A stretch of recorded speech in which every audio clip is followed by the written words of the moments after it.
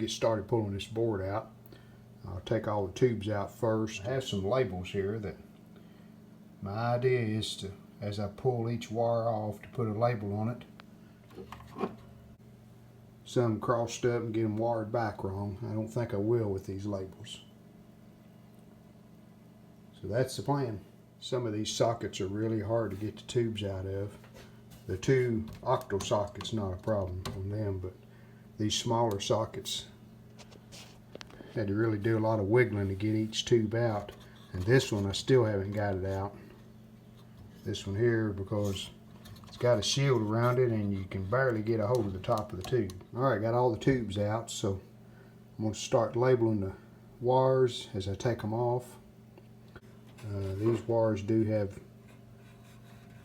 codes on them, or different colored codes, so we'll take some detailed pictures and then get started on the labeling. Got it out. It was quite a job. The ground stakes were the biggest problem. Some of them are hard to get to and hard to get unsoldered, but there it is. Got the board out, and I don't think I tore up anything. So we'll get the chassis back over here now, and I think I'm going to try to eliminate some of those filter caps in the cans. I think I can mount some here on the board. I know some fellows are doing that, so I'm going to look it over and see if I'm comfortable with doing that. There is one more network that I plan on replacing.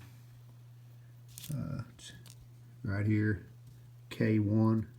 It's on the IF board, so I don't think it's really necessary. I think these are usually okay, but I have the new one, so I might as well put it in. And I want to clean that board off and clean underneath it too. And looking over this schematic, this cap here is just a single section C1. So I know I can replace it down here on this terminal board. I'll put new diodes in that too while I'm into it. And two sections of this cap, which is C2, two sections are actually right here and right here. They also go to this terminal board where the diodes are, so I can mount them over here. So that's two of those sections. And then the other two sections are on the circuit board. We got C2C and D, or the correction, they go to connections on the circuit board. So that'll take care of the other two sections, and I can mount them on the board over here. And this cap here is C3, and one section, the B section, goes to the audio output tube. So I'm sure I can mount it on the circuit board. And the other two sections are right here. There's an A section, goes to the 400 volt boost source, and then the C section goes to pin 9 of the vertical output tube. So hopefully I can mount that on the board too. Been working for about the past hour ridding the chassis of these three big old filter caps. I was able to put 3 on the circuit board. See them right there. The 4 section that was here, I mounted those, one here, and then the other 3 on this terminal board, terminal strip. And then the single section, I just mounted right here. So that should take care of all the electrolytics. You can see on my schematic here, I've highlighted as I changed each section of the particular filter cap, replaced it, I highlighted it. So there's 1, 2, 3, 4, 5, 6, 7, 8. 8 different caps that I replaced.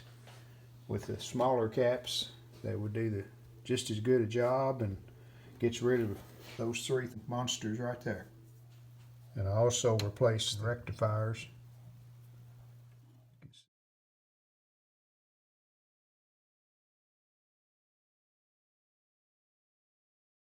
I started here on the left of the board, just working my way around. I've got the lower section all connected. I'm starting back up this side now. And each time I take a label off of a wire, before I attach the wire, I lay the label right here to remind me what wire it came off of. And then here's this one is a plate audio wire, and it's right here.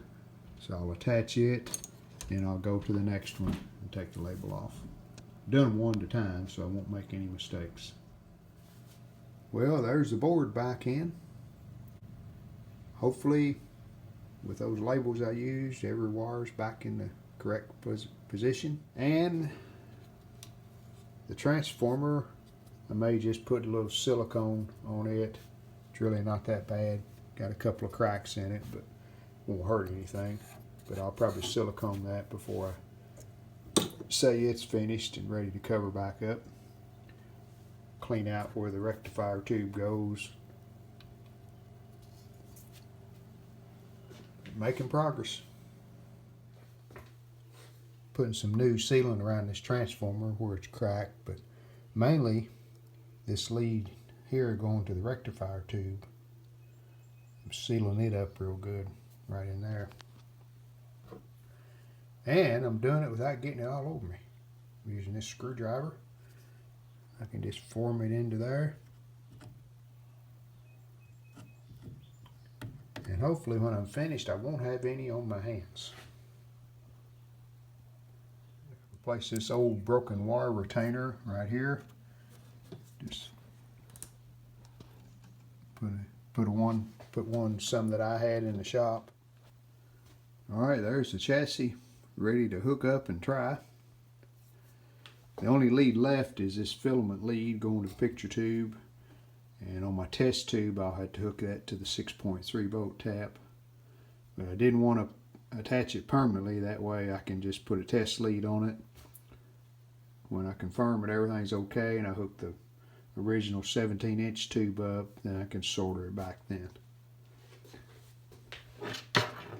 Cleaned up all the controls, the panels, the wiring. Original switch with that tape on the back, so I tried not to disturb it. And I cleaned it up. So about ready to try. Well, I have everything hooked up. I have such a small workbench, I just got my little 8-inch test tube hooked up just to see what we get. Speaker hooked in. I got the tuner plugged in. Of course, there's a switch and the controls laying over here. Filament lead is right here. We got it to the 6-volt tap for this test tube. This anode lead's running just out of the back of the cage there. For testing it, it'll work. So let's see what we get. Well,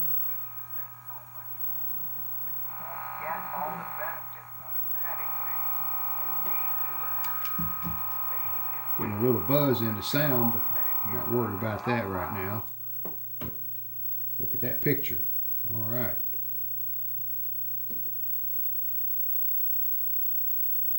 Vertical stable.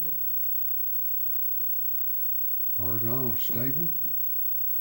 And brightness. Contrast. And keep in mind that tube with that yoke on there that off of the 17-inch is not going to be in proportion, but you know it's got height and linearity, so that's a good sign. All right, have the original tube hooked up, and this tube checked really weak when I checked it. First got the set, so not expecting a whole lot. Now let's turn it on and see what we get.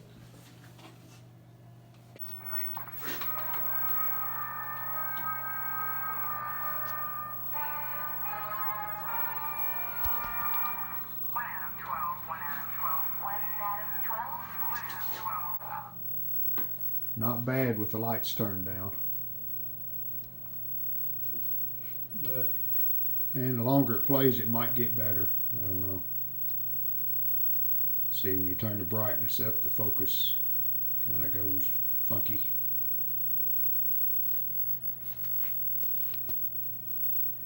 So, I could try to rejuvenate the tube, but I'm afraid I'll lose what I have, and that might not be good. So I think I'll just let it play a while and see if the picture improves. Good news is all the horizontal and vertical linearity and size are correct. Vertical hole's working good, horizontal's working good.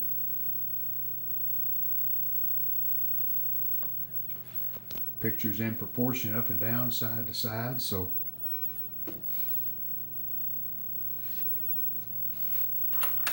the work we done on the chassis seems to be fine.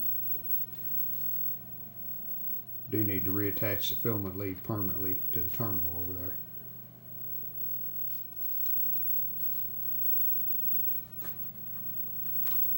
Checking the B+ voltages. The boost voltage 400, it's reading 415. That's good. The 275 B+, it's reading 269. Everything's working fine.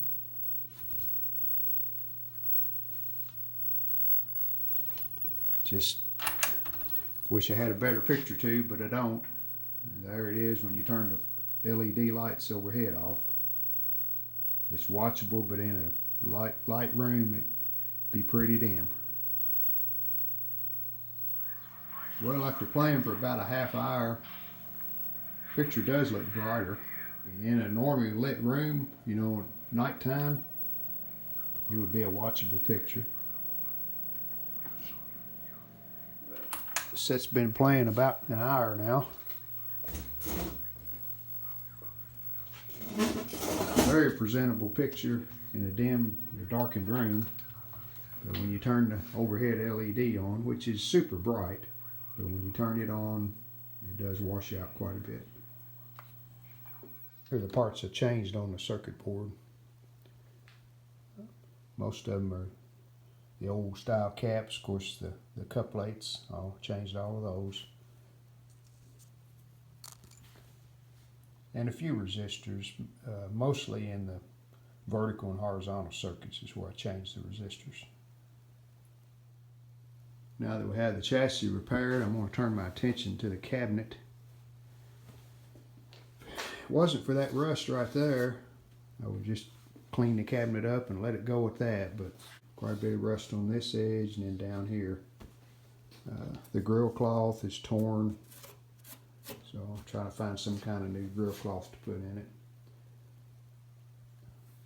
I'll probably paint this cabinet. The only issue I'll have is these decals that are on the cabinet, but I've been looking into options for that, and I'll tell you what I'm going to do on that later on. So that's next. One more video on the Predicta Restore, when I'll show you how I repainted the cabinet, refinished it, and then put everything back together. So stay tuned for that, and thanks for watching. We hope you've enjoyed this video. If you did, hit the like button, and we'd love it if you would subscribe to our channel. Thanks.